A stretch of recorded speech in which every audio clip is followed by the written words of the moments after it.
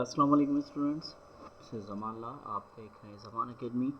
आज हम class inter से एक और टॉपिक करने जा रहे हैं जिसका नाम है the process of repairing simple bone fracture.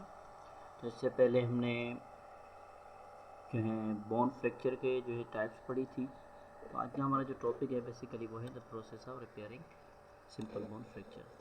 तो शुरू करते हैं आज का हमारा टॉपिक।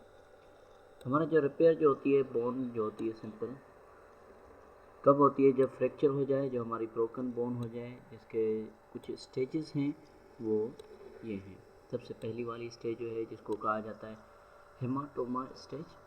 जब फ्रैक्चर होता है, जब कहीं भी फ्रैक्चर होता है तो उसके अराउंड जो हमारी जो ब्लड वेसल्स होती हैं बोन्स में और उसकी सराउंडिंग जो हमारी पेरिस्टियम होती है वो टूट जाती है।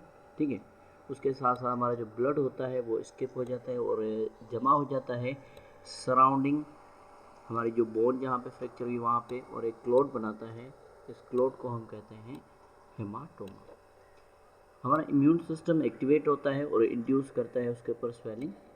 जहाँ पे हमारे पास इंजरी हुई है, रिसेप्टर हमारे जो हैं डेवलप करेंगे पेन सेंसेशन को, और उसके साथ साथ हमारे पास क्या होगा कि जो हमारे जो ब्लड है वो उसमें सस्पेंड किया जाता है। ब्लड सप्लाई जो है हमारे पास सस्पेंड की जाती है, बंद की जाती है। जो हमारे जो बोन सेल्स होते हैं वो में न्यूट्रिशन की कमी हो जाती है, डिप्राइव हो जाते हैं न्यूट्रिएंट्स से और मरना शुरू हो जाते हैं। हेमाटोमा जो है इंटरनली हमारे पास सील कर देता है फ्रैक्चर साइट को और प्रिवेंट करता है फर्दर ब्लड लॉस को, और ये प्रोवाइड करता है हमारे पास फ्रेमवर्क किस चीज़ के लिए, ताकि हमारे पास हीलिंग प्रोसेस हो सके।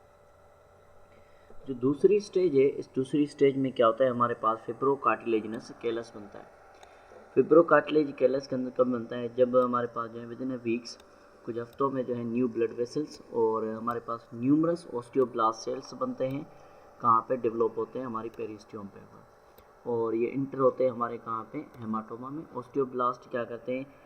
फास्टली क्विकली डिवाइड होते हैं और हमारे लिए स्पॉन्जी बोन बनाते हैं। ठीक है, एक क्लोज रीजन में। ठीक है, देन हमारे पास क्या होता है, ठीक है, हमारे पास जो क्लोज ब्लड वेसल्स के करीब जो है हमारे पास जो है क्या बनता है? स्पॉन्जी बोन बनती है। नेक्स्ट फेज में क्या होगा कि हीलिंग होगी। हीलिंग के लिए हमारे पास क्या होगा कि हीलिंग होगी किसकी? Next phase by of healing begins by the formation of new tissues.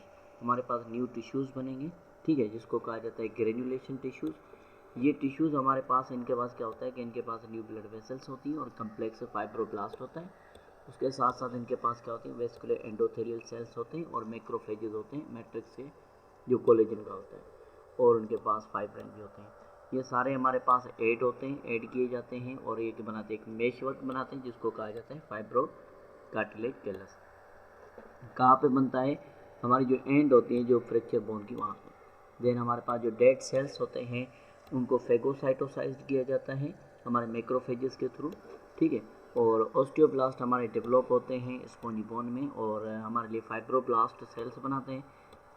Fibroblast cell जो हैं ये प्रोड्यूस करते हैं कोलेजन फाइबर, जो हमारे लिए रीफॉर्म करती हैं फ्रैक्चर बोन को। नंबर थर्ड हमारे पास जो होता है जिसको हम कहते हैं बोनी केलस फॉर्मेशन स्टेज। इसमें क्या होता है कि हमारी जो सॉफ्ट बोन होती है, सॉफ्ट केलस जो होता है वो हमारा बनता है इसमें सबसे पहले। उसके बाद क्या होता है, इसमें कैल्सिफिकेशन की जाती है, कैल्सीफाइड किया जाता है और इसको टर्न किया जाता है हार्ड बोनी केलस में। कैल्सीफाइड मीन्स कि इसमें कैल्शियम और फॉस्फेट को ऐड किया जाता है। बोनी केलस जो है हमारा फॉर्मेशन प्रोग्रेस होती है और ये रिप्लेस करती है हमारी जो है बोन को। ये हार्ड केलस फॉर्मेशन जो है इनिशिएट होती है तकरीबन 3 हफ्ते फ्रैक्चर के बाद। फ्रैक्चर होने के 3 हफ्ते बाद जो है ये हमारा प्रोसेस शुरू हो जाता है। ये कंटिन्यू रहता है तकरीबन 3 मंथ तक, जब हमारे पास जो है कार्टिलेज ओसीफाइड नहीं हो जाता, इसके ओसीफाइड हो जाए। इसमें ऑस्टियोब्लास्ट होते हैं, ऑस्टियोक्लास्ट होते हैं और बोन का मैट्रिक्स होता है। नंबर नेक्स्ट जो हमारे पास है जिसको हम कहते हैं रीमॉडलिंग स्टेज। रीमॉडलिंग स्टेज में क्या होता है कि जब हमारे जो ओल्ड बोन टिश्यूज़ होते हैं उनको रिमूव किया जाता है और ये रिप्लेस की जाती है न्यू वन से साइड्स पे। रीमॉडलिंग हमारी स्टार्ट होती है जब ऑस्टियोब्लास्ट हमारे सेल डिटेक्ट करते हैं कोई भी फ्रैक्चर, तो ये इंड्यूस करते हैं हमारे मोनोसाइट्स को। ये हमारे जो हैं इम्यून सिस्टम के सेल्स हैं जो फ्यूज़ होकर हमारे लिए बनाते हैं एक multi nucleated osteoclast cells. Osteoclast जो हैं हमारे मेच्योर होते हैं और एक्टिवेट होते हैं, स्टार्ट करते हैं हमारे पास रीअब्जॉर्बिंग बोन सेल्स को और रीएब्जॉर्बिंग प्रोसेस हमारे पास आगे चलता है। ऑस्टियोब्लास्ट हमारे पास स्टार्ट करते हैं कोलेजन को प्रोड्यूस करना, फिल करते हैं हमारे पास लेक्यूनाई, लेक्यूनाई जो कैविटी होती है ऑस्टियोब्लास्ट बनाते हैं, और कैल्शियम फॉस्फेट इनमें जो है डिपॉजिट होना शुरू हो जाता है। हमारे पास एक स्ट्रक्चर बनता है जिसको कहते हैं हाइड्रोक्सी एपिटाइट। ये ऑस्टियोब्लास्ट इनको क्या करते हैं, प्रोड्यूस करते हैं हमारे न्यू बोनी मटेरियल और टर्न करते हैं इसको ऑस्टियोसाइट्स में। ऑस्टियोसाइट फाइनली हमारे लिए बोनी केलस जो है इसको रीमॉडल किया जाता है ऑस्टियोक्लास्ट से। और ऑस्टियोक्लास्ट से देन हमारे पास ऑस्टियोक्लास्ट के बाद हमारे जो कॉम्पैक्ट बोन है वो ऐड की जाती है ओरिजिनल अनब्रोकन बोन पे, और फ्रैक्चर हमारा जो है हील हो चुका है। ये रीमॉडलिंग जो है हमारे पास तकरीबन काफ़ी मंथ लग जाते हैं इसमें, ठीक है। बोन हमारे पास जो है अनइवन रहती है कुछ सालों तक। ये हमारे पास फ्रैक्चर हुआ बोन का, ठीक है। फ्रैक्चर होने के बाद इधर जो हमारी जो है हेमाटोमा क्लॉट बन चुका है। क्लॉट बनने के बाद हमारे पास इधर न्यू ब्लड वेसल्स आना शुरू हो गई, एक्सटर्नल केलस बन चुका है, इंटरनल केलस, ठीक है। देन हमारे पास बोनी केलस ऑफ स्पॉन्जी बोन बन रहा है। देन हमारे पास जो है हील्ड फ्रैक्चर बोन है, और ये हमारे पास जो है अगेन नॉर्मल एक बोन जो है रिपेयर हो चुकी है।